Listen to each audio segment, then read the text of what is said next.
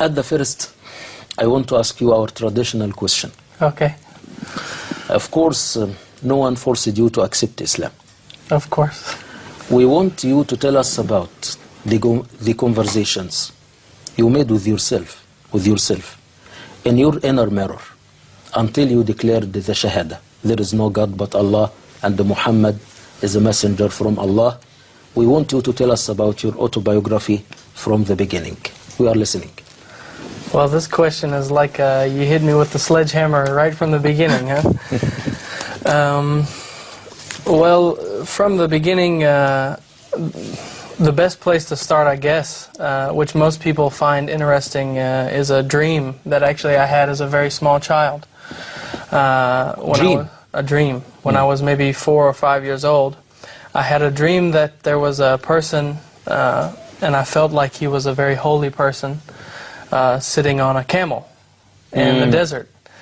And he had 3 or 4 of his followers around him, and he was talking to me. And I could never remember what he said. And I had this dream maybe 3 nights or 4 nights in a row. And woke up and, I could never remember what he said, but I would always tell my mother about, I saw this person in this dream, and, You made conversations with him? Right, yeah, exactly.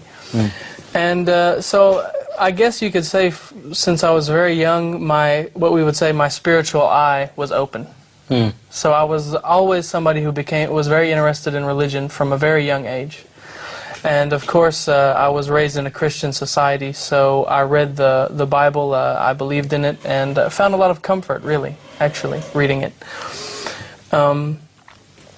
But at the same time, you feel fear. You feel afraid that there's so many religions, how do I know that this is correct? So what I was searching for really was 2 things. I was searching for what we call yaqeen, certainty, as well as peace, and something that would make me feel really very calm, very, at peace with myself and feel comfortable in what I believed. And so then I began to study all religions. I bought a book on world religions and read it, and really I was searching. And as part of my searching, part of my working out the issues I was having, I would actually, it's kind of a funny story, I would kind of play like a practical joke on people in my school. And I would tell them that I converted to any religion just to make a joke with them, and then after 2 weeks or 3 weeks I would tell them it was just a joke, and haha, I fooled you, And so I had a friend that was kind of an accomplice in this, and he said to me one day, he said, why don't you become Muslim for a few weeks, as a joke, this will be funny, no one will believe that. And so I said, sure, why not, I'll be Muslim. And you have to remember, at the same time I was searching for the truth, for yaqeen. And this was one of my ways of working this issue out. Because people would ask you questions, and you would have to find the answer. They would say, oh, so you're a Hindu this week. Well, what do Hindus believe, So that you would have to find it. And they did the same thing with Islam. So you're a Muslim, what do you believe, So I would do the research, and when they would ask me the questions, and after about 2 weeks, I was convinced. It never got to the point where I told them, after 2 weeks, it never got to the point where I told them it was just a joke. I was ready to become Muslim at that point. So. I want to ask you one more question. Okay. In your opinion, what is the complete meaning of Islam?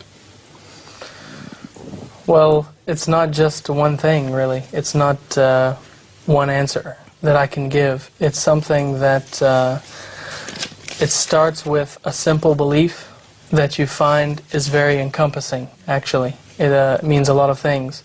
For example, it's not uncommon to hear of any scholar who writes 20 pages just about Surat al-Ikhlas, just 4 verses from Quran. But yet you find Surat al-Ikhlas is very simple in its meaning.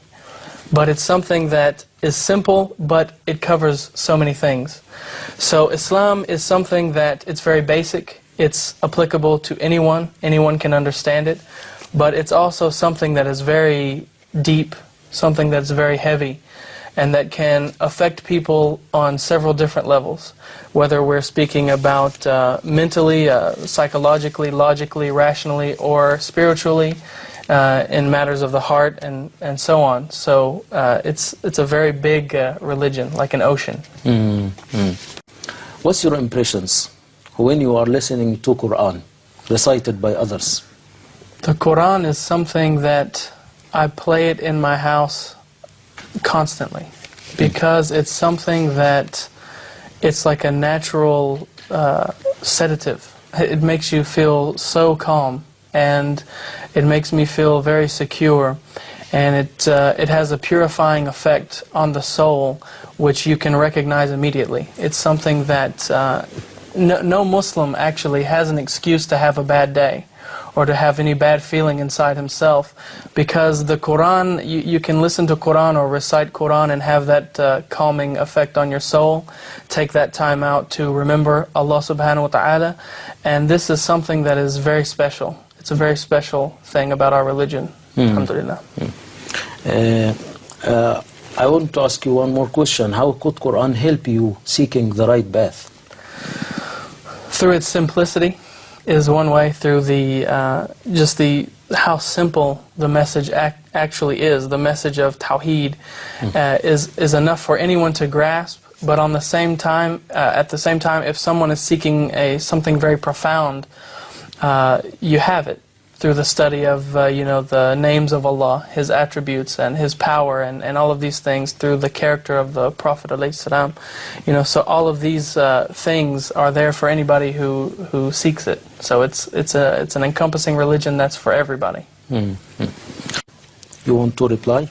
Yeah. I'll rephrase the question a little bit. Instead of saying what's the worst thing I see from Muslims, let's instead ask the question, what is something that, as an objective observer from perhaps another angle, because as a Muslim convert or revert, I see things differently than someone who's born in Islam. So let's ask instead, what's something that I feel from viewing it from my angle that Muslims need to work on? In my opinion, and Allahu Alam, but it's my opinion that Muslims need to work on beautifying their souls. This is something very important. Actually, a lot of Muslims forget that the first masjid in Islam was not the masjid in Medina. It was actually a very small masjid that if you saw it, you wouldn't recognize it. Because the first Muslims were not interested in having everything beautified on the outside. They were working very hard to beautify their inner soul, to purify their heart, and to make their inside beautiful. Because an inner change brings out outer results, and that's a fact.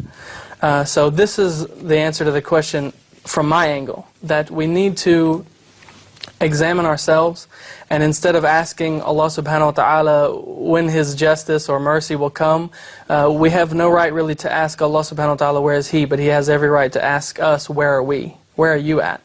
And this is something I've heard many Muslim scholars ask, and we need to pay attention to that question. Jazakallahu khairan. In 1 minute, in your opinion, in what way you can serve Islam in the future? By, again, this is my opinion, but by working on myself, because I think it's very important that what we say in English, we say like begets like. In other words, as you are, that's what you will produce, and that's what you will attract.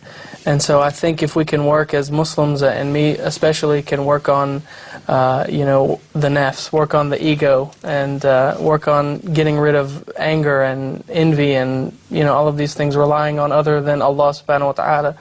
If we can work on that and you change yourself, you will see that the people around you start to change, and you will see that circumstances start to change.